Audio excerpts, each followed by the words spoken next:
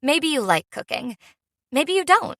Either way, the new Blue Apron is for you. Because along with our classic meal kits, we're offering new pre-made and one-pan meals to help you get dinner on the table fast. And now there's no subscription needed, so you can just order and enjoy. Do delicious food your way. Shop 100+ meals at blueapron.com. Get 50% off your first 2 orders with code APRON50. Terms and conditions apply. Visit blueapron.com/terms for more.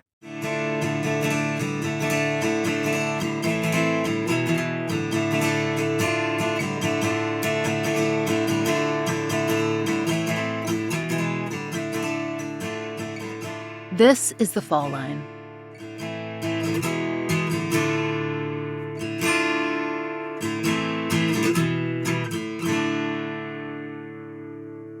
At least every 2 years, we bring you updates on some of the cases we've covered in recent seasons, and we're grateful to tell you that there's lots to update you on. First, we wanted to bring you news on the Millbrook twins. Longtime listeners will know that The Fall Line began as a project to help gain public attention regarding the disappearances of Jeanette and Danette Millbrook and to aid in the investigation of their case. If you're not familiar with their disappearance, we encourage you to check out Season 1. We were really new to this, so you'll have to forgive the rough edges of the audio. When we began working to support their family's efforts, their case had almost no media presence and had seen no movement since its reopening in 2013. We're glad to say that with the combined efforts of many concerned people, friends like Renetta DeBose at WJBF in Augusta, the nonprofit Private Investigations for the Missing, Michael Whelan at the Unresolved Podcast, and most of all, Shantae Sturgis herself, the twin sister, immense change has come. An $11,000 reward has been raised. That money came from a combination of donations from our listeners and pledges from the Osteen Law Firm, Encompass Podcast Studio, Little Petal Clothing, and Don Cheeks, a local Augusta business owner. A major issue in the twins' case was a lack of awareness that Jeanette and Danette had even gone missing at all. The Fall Line's listeners helped address that problem by funding a billboard in Augusta in 2018, and we crowdsourced the rent for the billboard for several years. In 2020, the art on the billboard needed to be replaced, so we decided to get a bigger billboard facing the highway. We were able to establish an ad-free Patreon feed that, combined with donations, covered the cost of the new billboard. And ever since then, our Patreon funds have fully covered the cost of the rent each month. We are so grateful to our patrons for that. The bill is actually paid ahead through this coming August. But billboards aren't the only thing that's happening in the case. Private Investigations for the Missing is still supplying the Millbrook twins family with a PI at no cost. Shantae has recently spoken with this individual, and we're told that they're still actively following leads and working in Augusta with a number of interested parties who are willing to aid them in discovering what happened to the twins. This investigator has been following each and every lead without fail. We cannot stress enough how vital this nonprofit is. Access to the services of private investigators is such a privilege, and few families can afford it, let alone for over a year. Please consider joining us in donating to Private Investigations for the Missing. There's a link to their page in our show notes so that you can read more about their work. We can't tell you as much as we'd like to about the investigation because the private investigator needs privacy to operate effectively. But we want you to know that that work is ongoing.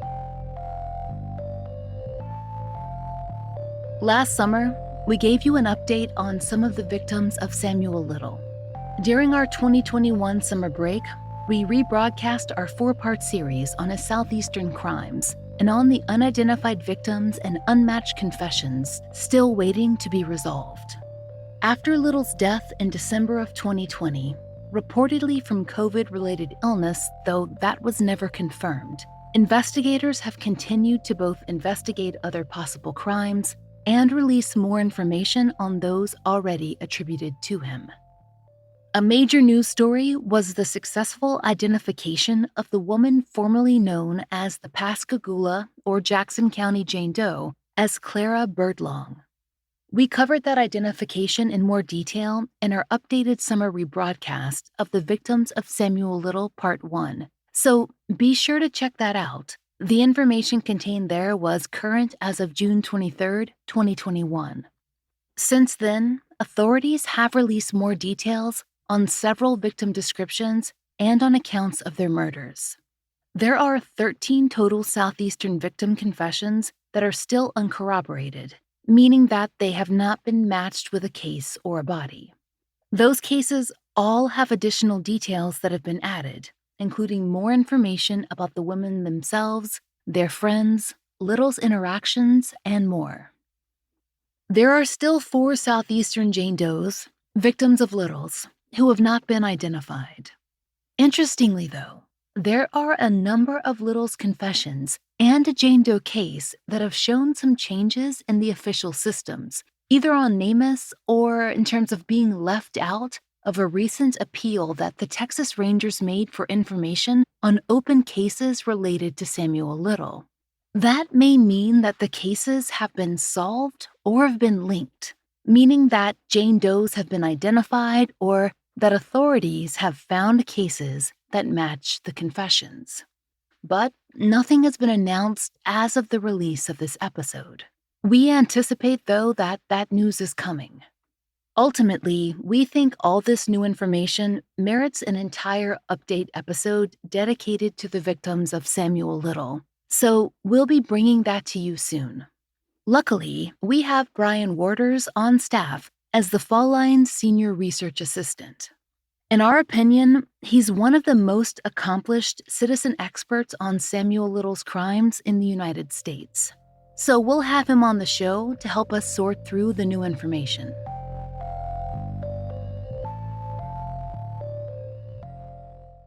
You open the fridge, there's nothing there. So what's it gonna be? Greasy pizza? Sad drive-through burgers? Dish by Blue Apron is for nights like that. These are the pre-made meals of your dreams. At least 20 grams of protein, no artificial flavors or colors, no chopping, no cleanup, no guilt. Keep the flavor. Ditch the subscription. Get 20% off your first 2 orders with code APRON20. Terms and conditions apply. Visit blueapron.com/terms for more.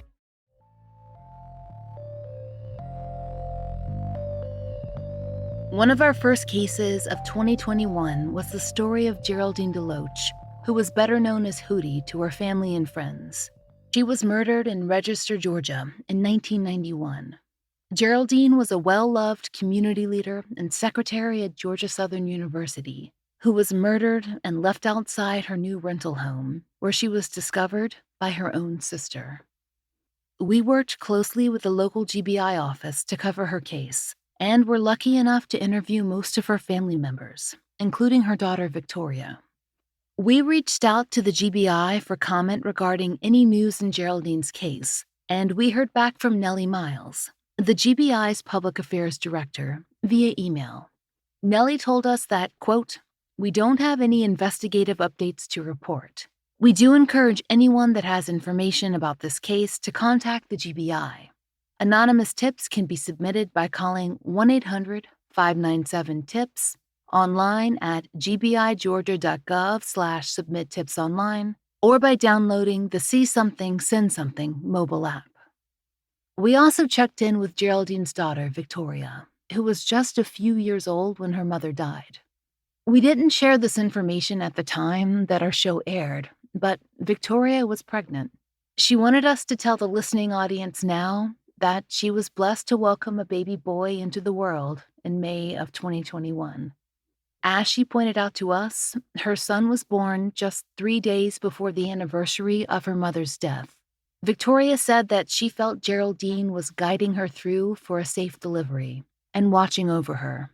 That sense of safety and guidance extended into later in the year, when Victoria suffered a stroke. Thankfully, she survived and has been in physical and speech therapy, and is able to enjoy time with her baby, who just turned 9 months old.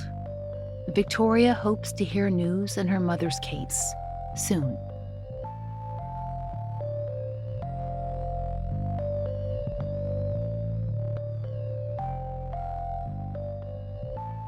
This past summer, we brought you the story of Victor Greenwood, who disappeared from his small town of Atoka, Oklahoma in January of 2002.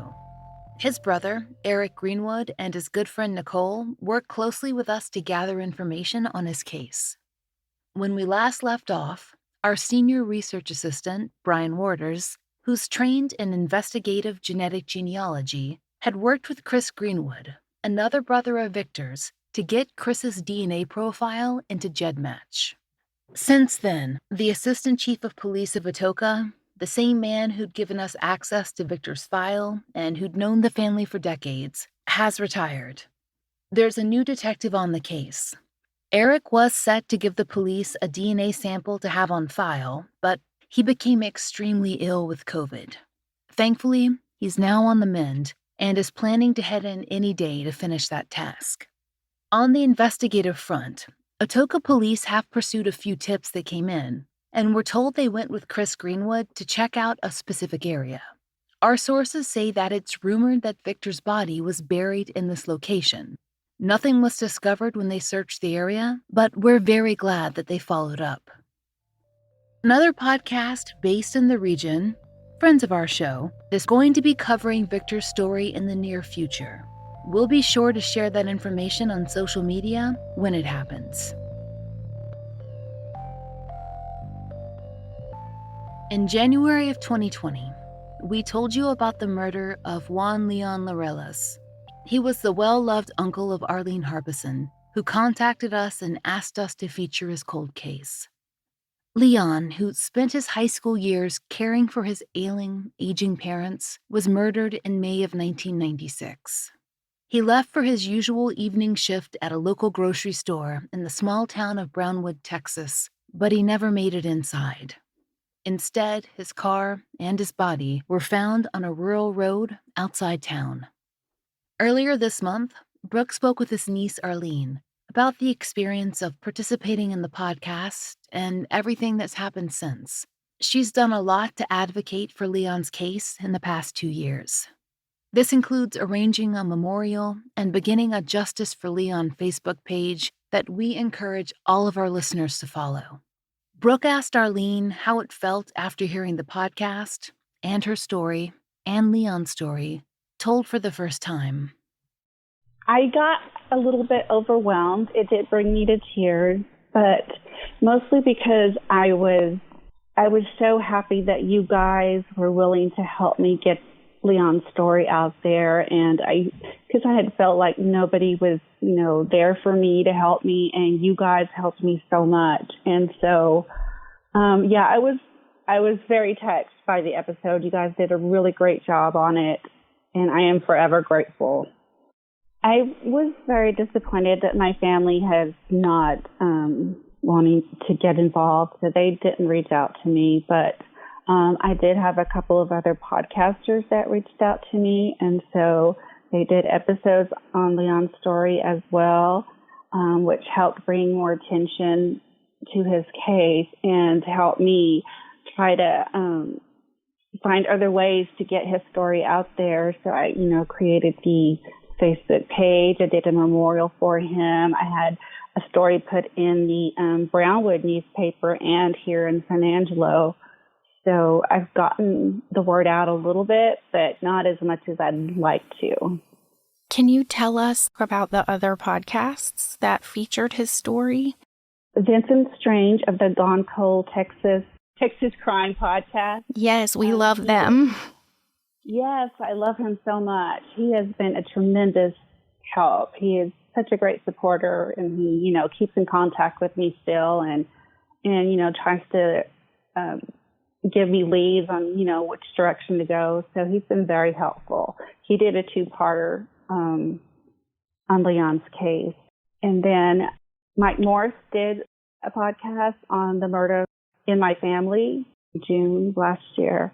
And that did bring out a little bit more attention because some people, started liking the Justice for Leon Facebook page and would make comments and stuff. And so I've been able to reach out to some people, that say that they knew Leon and he was such a sweet person and, he was really loved. And they miss him, and they pray for us to get justice for him. So, getting his story out there has brought people that I didn't know knew him and let me know how special he was to them.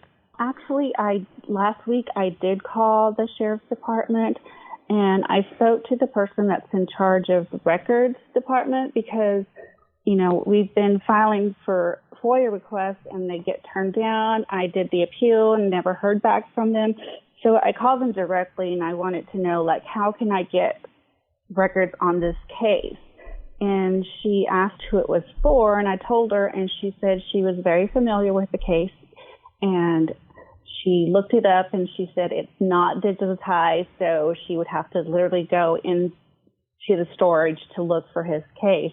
But she did let me know that they do pull out his case every once in a while and have another look at it, and that the previous investigator did have it on his desk for 6 months. And I asked, well, has anything new come out? And she said, no, there really hasn't been anything. And so then I asked her if they kept Leon's clothing so that there could be testing done on it. And she wouldn't really answer my question, but she did say that they have done all that they can do with what they have. To me, that says no. Arlene is still working on getting access to Leon's file. We were also turned down when we filed our initial FOIA request. Actually, we partially won our appeal and were granted access to the incident report, but so far, we haven't received it. We're working with Arlene right now to see if we can aid her in any way to help her get access to her uncle's records. When a case has been dormant for this long, we've often found that the best investigators welcome outside help. From passionate families or private citizens, trained experts, labs who are willing to donate their time, and there are many people who'd be interested in working on Leon's case. Brownwood doesn't have to share everything, certainly, but there's a lot to be gained from some level of collaboration.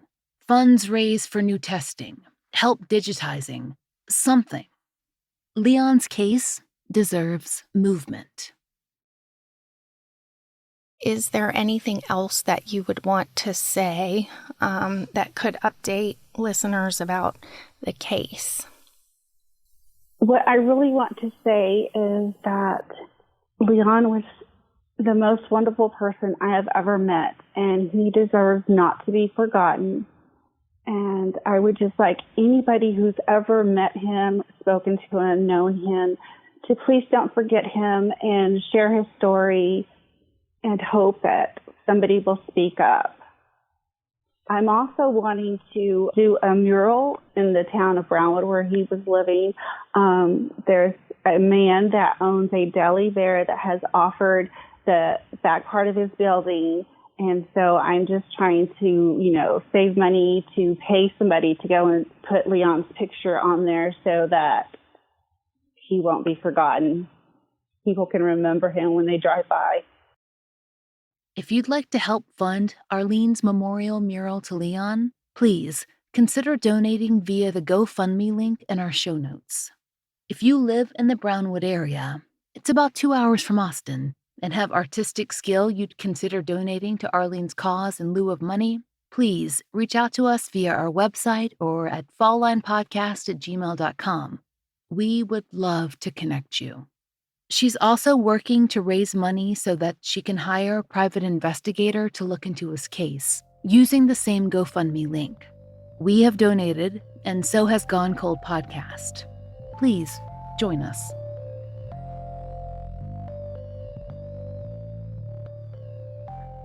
One of the most impactful stories we shared last year was our 3-part interview with Carolyn DeFord, whose mother, Leona LeClaire Kinsey, disappeared in October of 1999.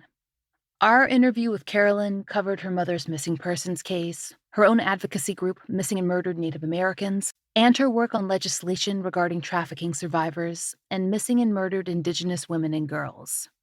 Her story was so compelling that we released it over 3 weeks, and we still get emails about how much Carolyn touched our listeners. Brooke caught up with her early this year to ask about what she's been doing. She's still actively running her social media advocacy accounts, Missing and Murdered Native Americans, which shares cases on all social media platforms, and serving as trafficking project coordinator at Puyallup Tribe of Indians. I'm part of a group or an organization. It's called Ways Forward, and it's Washington Against Sexual Exploitation. And we work on legislation and policies and educating people around, some of the policies that are out there and the process. And this year, we submitted House Bill 1989, Washington State House Bill 1989, and the intention of it is to provide exit pathways and services to survivors of human trafficking and commercial sexual exploitation. So we've been working on that, particularly for underserved populations. There's not very many DV shelters that will take trafficking survivors if they disclose as trafficking. And there's really not hardly any trafficking shelters across the state. The few that we have are condensed into our major, metropolitan areas. And for a lot of folks, that's not safe. If I was trafficked out of Seattle, the only place that I can get into shelter and get long-term services is in Seattle. It might not be the best option for people. So increasing those options across the state so that if they're trafficked, let's say in Tri-Cities, which is Eastern Washington, that there are services for them in Eastern Washington that are tailored to the cultural needs of those folks, I haven't worked on it, but I've been following, and I gave some testimony on House Bill 1571. It's a piece of legislation that's intended to increase communication and notification between coroners and medical examiners, law enforcement, and Native Americans when in a homicide or accident where there's a body, a Native American body, so that the family or the tribe would be able to come and take care of their spiritual work however they believe or however their customs are at the time that it's needed, that work doesn't get put off sometimes for days or weeks, because how that affects, our spiritual ability to move on if we weren't able to send them, on their journey in the right way is traumatic for families. So that's part of it, or a component. Another component is to create pilot project of sex trafficking shelter service, healing service, receiving center type of facility for Indigenous people who have survived and are getting out of sex trafficking. And then another component is an alert. They want to call it the Red Thunder Alert, and it would be similar to an Amber Alert where it would send a notification out when a vulnerable or endangered Native American person has been reported missing. The issue for missing people, it hits close to my heart because, my mom we're Native, and I see how the jurisdictional issues and the biases affect my community. Just those two things, not to mention the high rates of trauma that make, Native people targets or put them in harm's way. But across the country, how we handle missing persons reports is, for everybody, unacceptable. Every family, your emotional experience and the complicated grief and ambiguous loss and the trauma when someone is missing, the lack of resources and everything, that's there for everyone. It's just Native American communities have more hoops to jump through to get anywhere, There's that stigma or stereotype, that they must be just out partying, or they have the right to not check in. They're 18, they don't have to check in with you. So there's just so much that has to change. And I recently accepted an appointment to the Washington State Missing and Murdered Indigenous Women and People Task Force. And so I'm excited to talk about, and bring some of these frustrations and concerns in front of a group of community members, Washington citizens of the state, Washington State residents, and experts in their fields to come up with policy solutions and kind of really get a bigger picture of the data and where the gaps are within our state and who can fill them and who should be filling them and, what can we do. So that's exciting.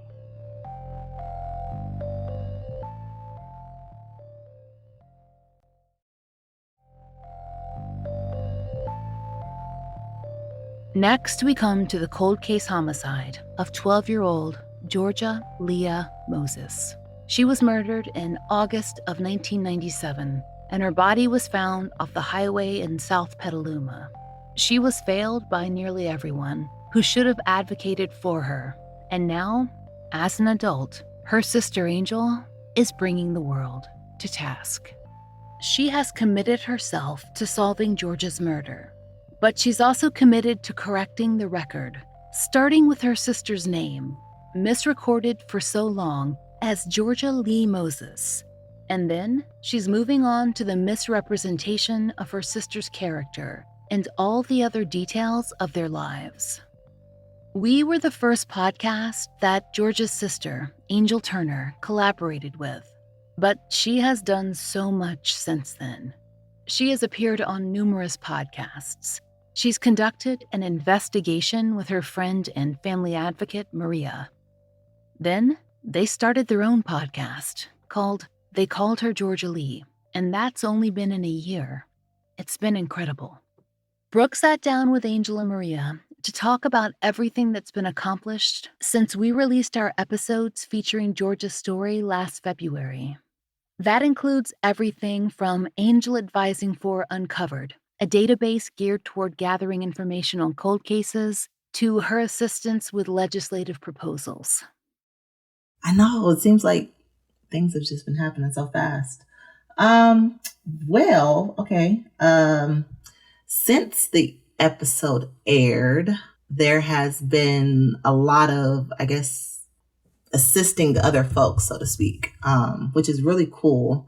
I'm not going to lie, I was a little bit apprehensive at first because I always viewed me fighting for justice for Georgia as something where I would pop up, get justice, and then go back under my little rock, and God was like, no, that's not how we're going to do it. And so I find myself being more in front of the world, which is something that I'm not really used to. I like to be behind the scenes. But I'm an advisor with Uncovered. So I kind of help with, how they put stuff out for families, giving them ideas on how to be more sensitive in the material that they put out, ways to be more interactive, and somewhat of a liaison between them and families.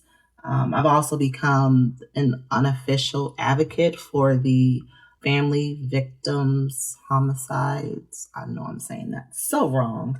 It's the Homicide Victims Families Act. Yeah, presented by Congressman Eric Salwo. So I sent an email saying, hey, I support this. And they wind up taking that email and turning it into an article. And from there, it just became this is where my heart is. So if I can speak on it, I will. That has been getting a lot of traction. I think the next step is for it to go before the Congress and the House before it gets passed, which I'm hopeful for because it's definitely necessary. Ironically, in Georgia, they're also trying to pass a state version of that because the other one is a federal version of the bill. And so in Georgia, they're trying to pass the state level and also New York.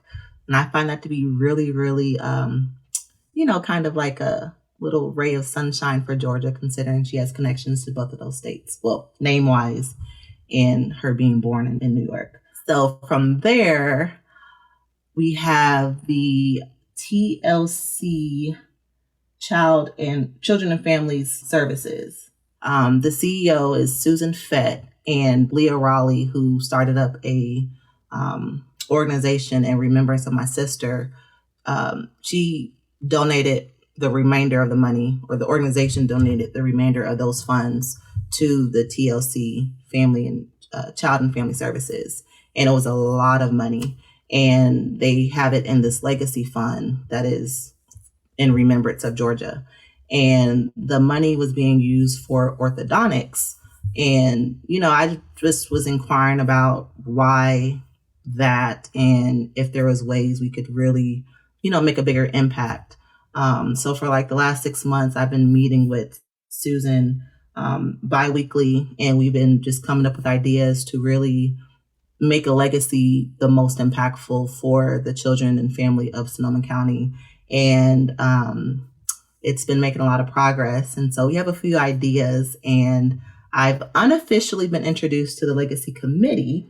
And so they want to move forward with, having me more interactive with how to allocate those funds and come up with a few projects that can really make a difference in the county. So I'm really, really excited about that because, Georgia, she's a legacy in herself. Her memory, her life, like everything about her was just impactful. So it only makes sense that anything in her honor is impactful as well. And then lastly, the big thing that kind of just literally came out of nowhere is the nonprofit organization that I'm still trying to figure it out.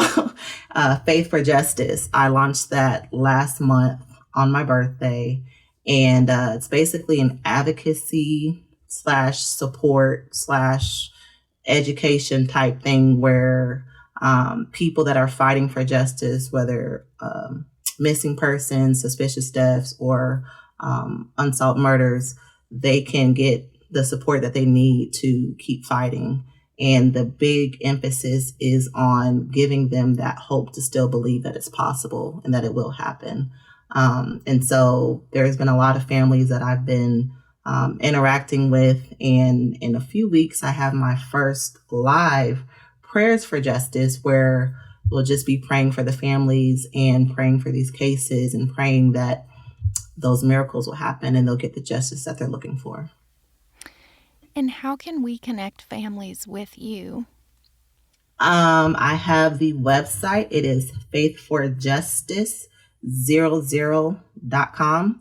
And the 00 is supposed to be like an unofficial infinity sign because justice has no expiration date. It's ongoing.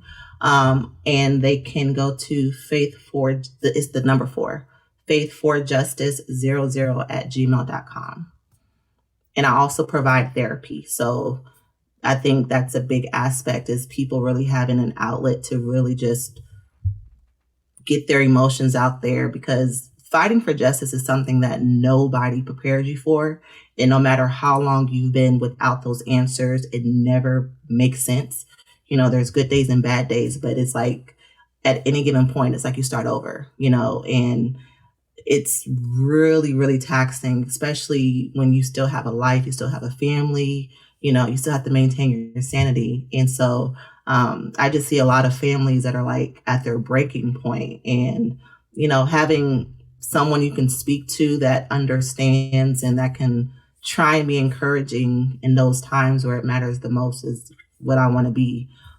So I send out encouraging videos. I send out scriptures, whatever God places on my heart. And that's really what this whole process is I'm really just going wherever God leads me. And there's been a lot of random encounters, and they'll be like, oh my gosh, like you said exactly what I needed. Like I was just praying about that, or I was just thinking that. And I was like, it's not me, it's God, So I'm just hoping that overall we can just create a community of resilient warriors where no matter what life has thrown at us, from the injustices of the systems, of the crimes that were committed, that we could stand up and say we can rise above it and connect with each other to be a stronger community overall. Angel wanted us to share that there is also a Faith for Justice Facebook page at facebook.com/faith4 and a Twitter account that's faith4 She's also working on a project, Prayers for Justice, which is a live event hosted by Faith for Justice. With the permission of all the families featured, Angel and volunteers host live prayer events on social media for, quote, answers and justice to come in unsolved cases. If you're interested in being part of her Prayers for Justice, check out the Faith for Justice social media. We'll put a link in our show notes. Maria talked to us about making the podcast and how that affected their relationship with Georgia's case. Both the material itself, but also bringing it in front of an audience.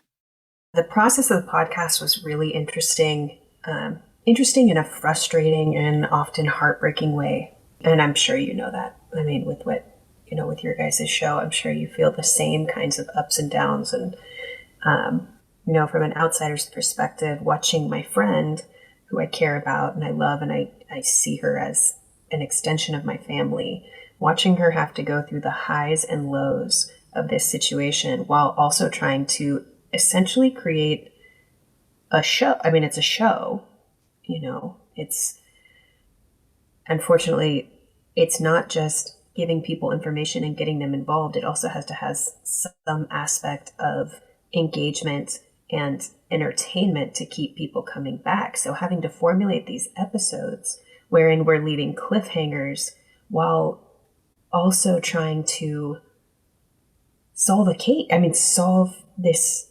situation and bring people in that are going to make a positive impact on the outcome of how this case goes, and talking to people who are truly horrible and talking to people who are truly wonderful, and having to balance all of that while also thinking of an audience is such a crazy dynamic. And, sometimes Angel and I would get together and it would be too hard for both of us. I mean, especially Angel, but it would be just kind of like, today's not the day. Let's curb this and we'll get back to it tomorrow. And so that process was really crazy. As far as what came out of the podcast, some really amazing, we have such great relationships. And I feel a lot of that is thanks to you. You guys put us in touch with so many people and made this really possible for us to expand this community that rallies around Georgia and rallies around Angel without batting a lash. I looked at Facebook this morning for the first time in like 2 months, and I was tagged in 75 different comments, and it was all on the social media account for the sheriff's department. And it was like, you got her name wrong. Fix her name, pay respect to the family, do your jobs. And it was wild. It was really crazy to see like all these strangers be like, Angel, don't worry about it. I got your back, and what a lovely thing to have come out of that. And it's opened doors for us to be able to help other families. Yeah, she got in touch with a family of a girl from Ventura who was killed when she was 15. But her older sister and I have now been doing similar conversations with the police and, private investigations and things like that, as Angel and I did. And so there's actually going to be a second podcast coming out of that is geared at helping other families, lots of families. And our first family is going to be the Garcias, who Angel connected with because Tyra's story was completely under investigated and under publicized, similarly to Georgia. And it's such a cool thing what came out of all of that. In the long and short of it, it's such a cool thing what Angel has been able to create and what I have sort of been able to ride her wave. And now we're helping other people as a result of it. And it's surreal and it's so wonderful. And that's part of what like Angel and I had talked about is we have no idea what we're doing, but we have figured out a system. In the process, we figured out how we can get certain things done and who we need to talk to and how we can, acquire certain information. And we can look back through newspapers that go back 40 years, and we both just kind of started from a Facebook page. Angel and Maria talked about their choice, for now, to leave their podcast, they called her Georgia Lee, as a finished product. They'll update it if necessary, when necessary, as they both feel that time will come, but they're ready to concentrate on all the projects they've discussed here.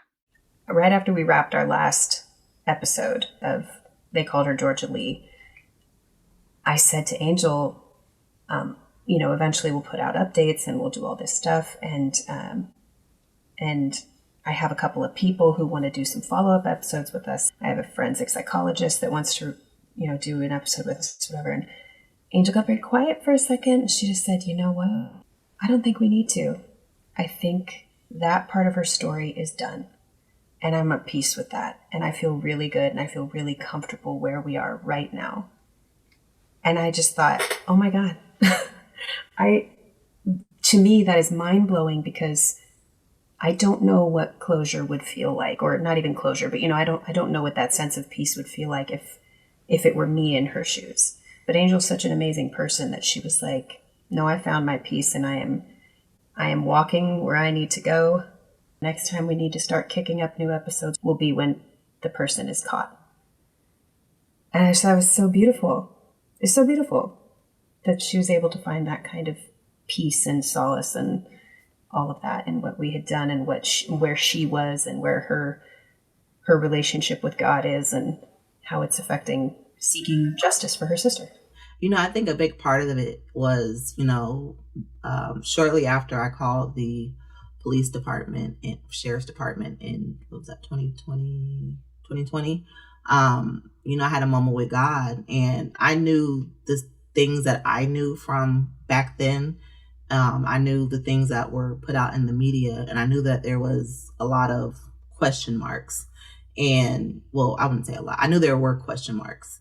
And I prayed to God. I said, at the end of this, I just pray that whoever needs to be held accountable, however many people that is, or however many people that includes, that they'll be brought to light. Like whatever injustices are brought against Georgia in her life and in her death will be made known. And the amount of exposures that have come in such a short amount of time and how those things have come to light is like, oh my, like even with the name, like for me and my brother to reconnect and not even 6 months later, the name situation comes to light is telling. It was just like everything going on right now is purposed. And a part of that is it's not just about Georgia. There was a lot of growth that I had to go through to say, okay, I'm okay with, going out on a limb and looking crazy when I send people these random things, and not being so sheltered in just my own existence, but understanding that there's a greater purpose to all of this. And now that is literally like, I'm walking in that, so many things are just falling into place. And so God answered that. And now the only thing really left is who killed Georgia Leah Moses, and it's coming. So whoever out there is responsible, the law is going to be at your doorstep real soon. Knock, knock. So, yeah. And whatever comes with that. I also feel like my sister's murder was a part of something greater. And whatever secrets people are hiding, because she was being sex trafficked. And there's a lot of sex trafficking and stuff like that in that county. So whatever skeletons are hiding, they're about to roll out the door. So you can run, but you can't hide. Maria is beginning with a solo project, a podcast, No Activity. After seeing those words, No Activity, on so many cold case files, we think it's a perfect title. We can't wait to see what Maria does to help other families. We'd certainly want her on our side.